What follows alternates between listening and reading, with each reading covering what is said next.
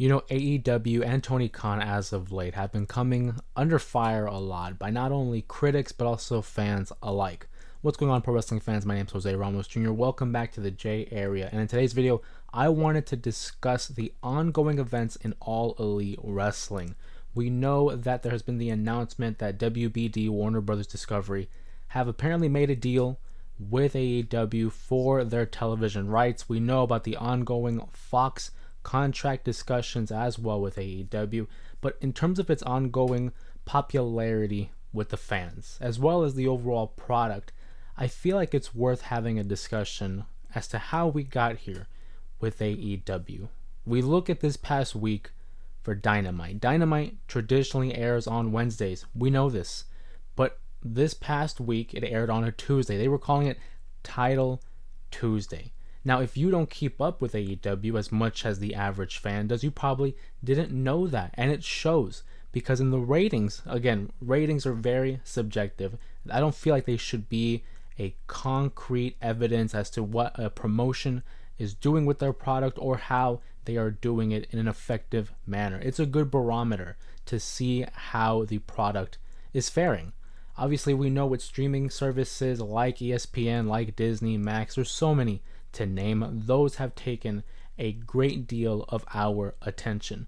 But when you look at how AEW performed, going sub 400,000, then you look at NXT, who was on the same night going over 800,000, doubling the numbers that AEW was able to compile. I think it's worrisome. I know there are some out there who are saying no, there shouldn't be anything to worry about. They have secured the rights to future television rights, whether it's Fox or WBD. But as a fan who is keeping up with the product, who's tuning in and week out, I'm pretty sure I'm not the only one that believes that there are some issues in All Elite Wrestling. And before anybody wants to jump on the bandwagon and say that I'm just going to be posting a video here, berating or degrading All Elite Wrestling. No, that's not the case. I'm a fan of All Elite Wrestling. I'm a fan of professional wrestling. So when I see something that I might not like or that isn't up to my liking or standards, I'm going to voice my opinion. And I realize that on this channel, obviously if you're tuning in, you know that I like to give my opinion regarding professional wrestling, but I try to do so in an unbiased manner, just because I don't want to step on anyone's toes, whether you're a WWE fan or an AEW fan, etc. But I feel like as a professional wrestling fan, it is our due diligence, it is our duty to be able to voice our opinions regardless of the product, regardless of your allegiances. At the end of the day, I just want the business to thrive. I want the source of entertainment that I've been entertained by for years, I want it to succeed. So I look at AEW and their slogan of "this is where the best wrestle." Ideally, on paper, yeah, that makes sense. You want to be able to uplift your talent. You want to be able to promote the men and women on your roster to a level where not the average fan, but let's say like a Fairweather fan, someone who's just tuning in just because there's nothing else on. You want to attract them and develop them into a diehard fan. When you have talent like a Will Ospreay, like a Kenny Omega, who we haven't seen for quite some time, when you have Swerve Strickland, Bryan Danielson, just to name a few, you're going to attract a great deal of attention. You're going to attract an audience that is into that type of wrestling. And when I say that type of wrestling, again, I don't mean it disparagingly, but it's a different style than that of the WWE. We know, as fans of professional wrestling, there are different styles of this sport.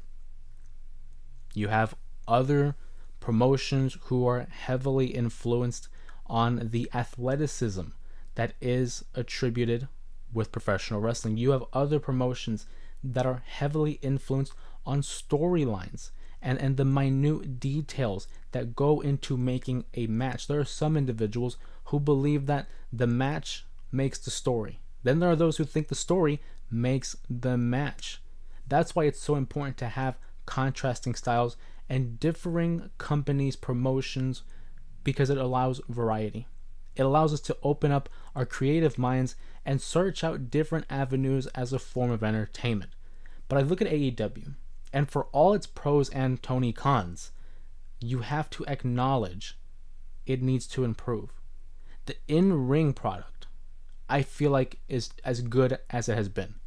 When you have guys like I mentioned on the roster, when you have that type of talent, the type of talent that wants to do well, that wants this company to do well, very much like Extreme Championship Wrestling, may not have been mainstream, may not have been considered to be the top promotion in the 90s, but you had a roster filled with men and women who believed in the cause.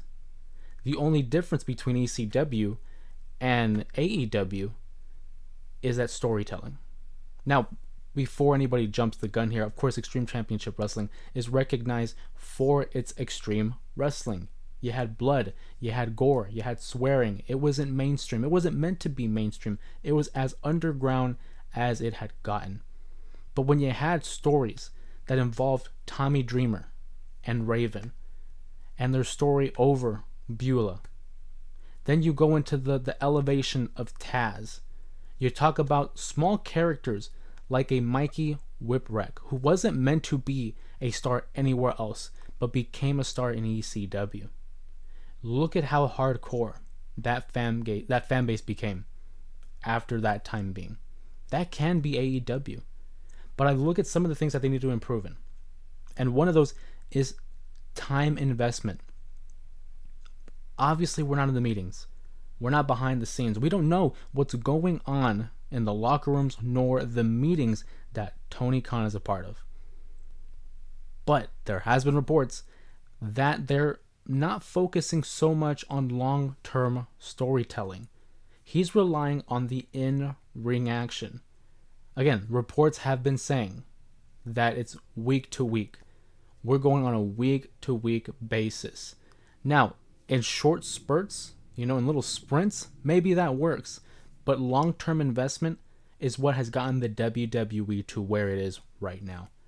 Look at how they invested in Cody Rhodes over that nearly 2-year run, finishing off his story at WrestleMania 40. Look at the Bloodline, probably the biggest story in pro wrestling in the last quarter century, and how it's evolved from the summer of 2020 to this past weekend at Bad Blood.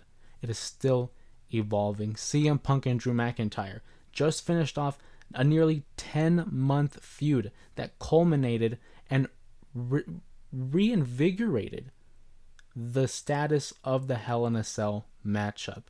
There are moments in pro wrestling where people are chanting, "This is awesome," and no one has said a word. Not a punch has been thrown, but that's because of the time that we've invested in the story. And yeah, AEW has those moments where fans are chanting, "This is awesome," but then the match just continues and it's a spot that was in a match. Look at certain moments in pro wrestling history that stand the test of time. I'm talking about Stone Cold Steve Austin, WrestleMania 13, when he has the blood dripping down his face. By then, we knew that he was the ringmaster. He evolved into Stone Cold Steve Austin, and then he became the foe to Bret Hart, who wasn't a fan of the ever-evolving world of the WWE. Bret Hart was the old guard. Stone Cold was the new guard. And in that moment, the roles shifted. Stone Cold became the guy. Bret Hart became the past. And in that moment in time, people tend to forget those little details, but you don't forget the overall story. Stone Cold Steve Austin, I know it may be an unfair comparison to make, especially with today's talent, but it's that storytelling that really drives home with the cohesiveness of a story.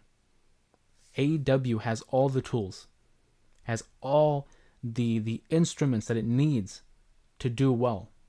Look at the level of veterans that they have on their roster. Bryan Danielson, Jeff Jarrett, who was just on commentary on Dynamite, and I'm going to give his props because I actually enjoyed Jeff Jarrett on commentary. Listen to these guys. Listen to the veterans. Listen to the people who know what it's like to be a part of a winning company. Jeff Jarrett obviously started his own promotion in Total Nonstop Action. But I look at AEW, especially when it comes to the ratings. And obviously the ratings aren't what they are. That's a number, like I said, it's good for a barometer. It's a good check-in point. You can't always just rely on the numbers, but it's a good check-in point as to how you're progressing. And apparently it was the worst viewership in AEW history. They're trending in the wrong direction. And I look at those early years of Dynamite, back in 2019 to 2022, I thought those were the prime years.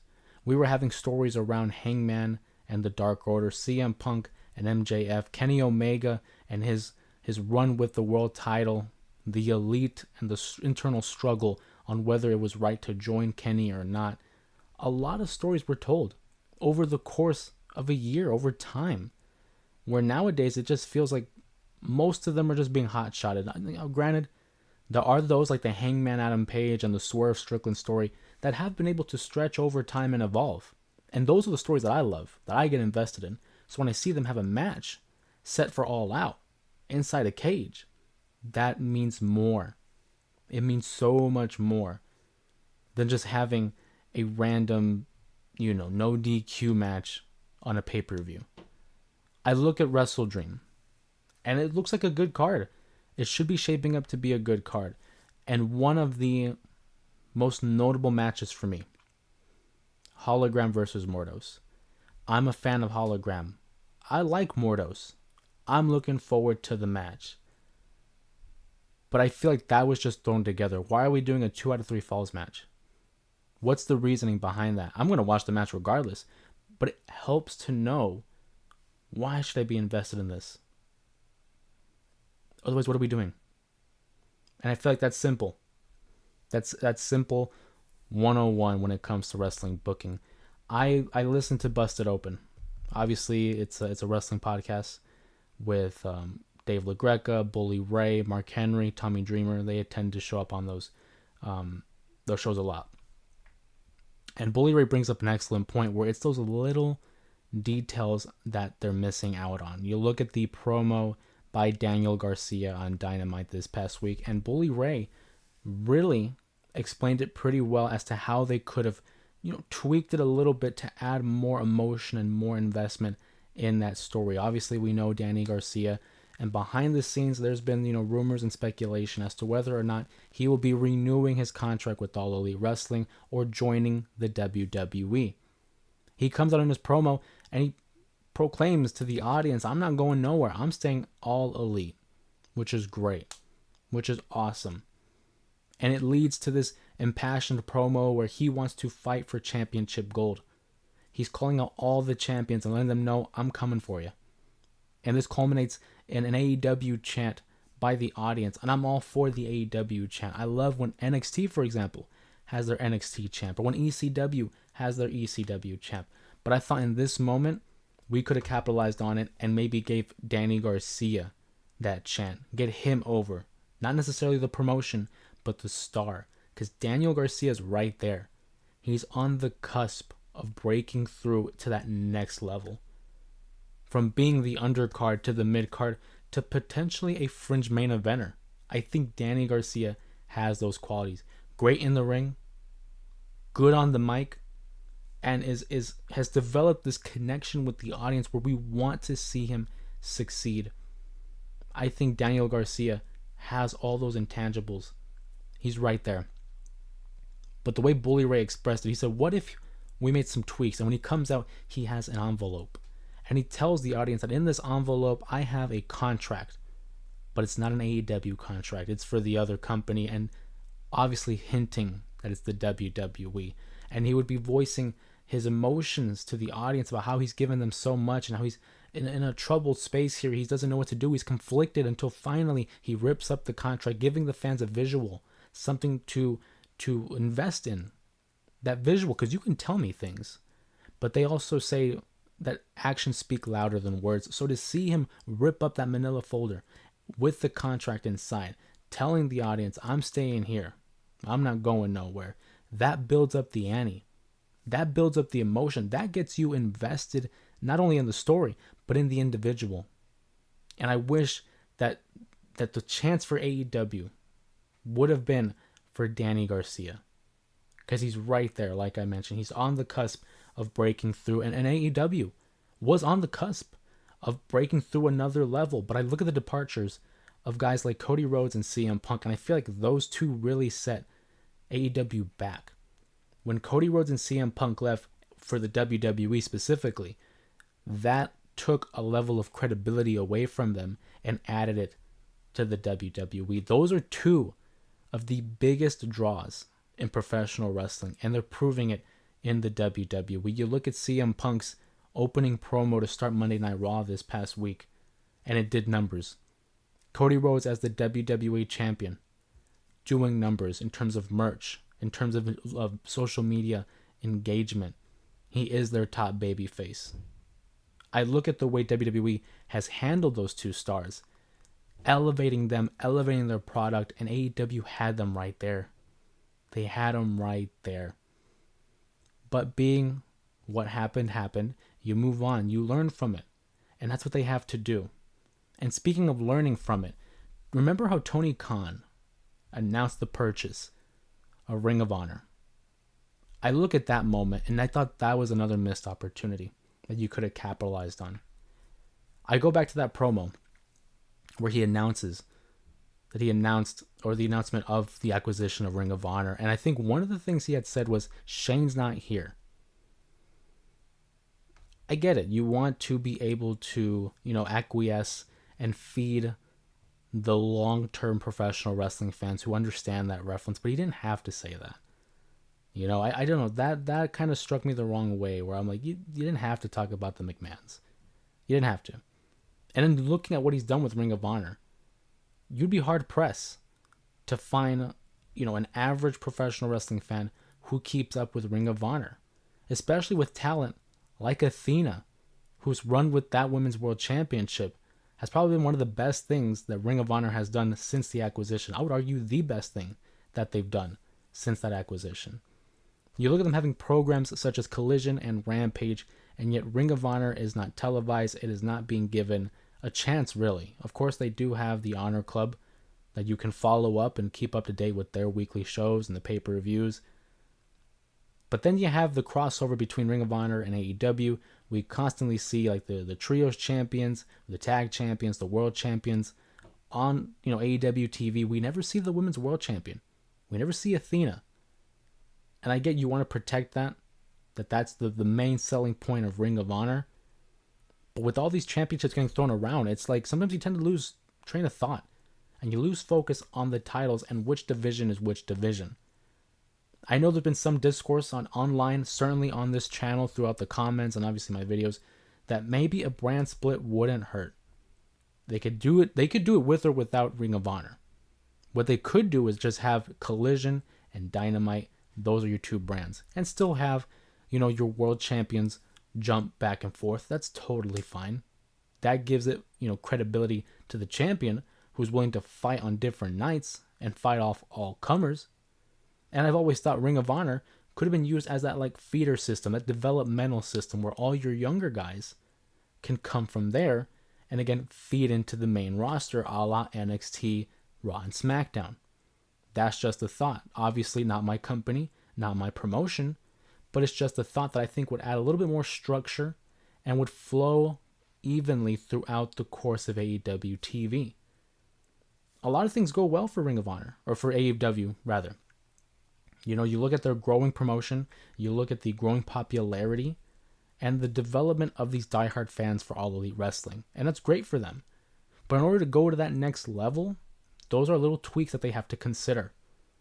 Some people argue that maybe Tony Khan shouldn't be the lead writer or the lead booker, whatever term you want to use. Apparently they have writers. I don't know if that's true or not. Again, all of it's speculation. But there's some changes that need to be done. And I'm a fan of pro wrestling. I'm a fan of AEW and WWE. I want to see everyone succeed because when there's competition on all levels, it just forces you to be better. And I'm hoping to see that from them. WWE has upped their game. They are the biggest pro wrestling promotion in the world. It's been like that for a while, but now I think there's a sense of credibility and validity when it comes to a statement like that because of the Netflix deal, because of the social media engagement, because of the attendance records, because of the storylines, because of the in-ring quality. You can't argue that. You simply can't. But I don't know, that's just my thoughts, that's just my opinion. I wanted to share my thoughts here on a Saturday. Obviously, if you haven't already, subscribe to the channel, keep up to date with all the pro wrestling content that is uploaded on this channel. If you enjoyed this little AEW talk, give the video a thumbs up and like, and comment your guys' opinions regarding AEW or just pro wrestling in general below. I'd love to hear them. Obviously, my name is Jose Ramos Jr. I'll see you guys in the next video. Until then.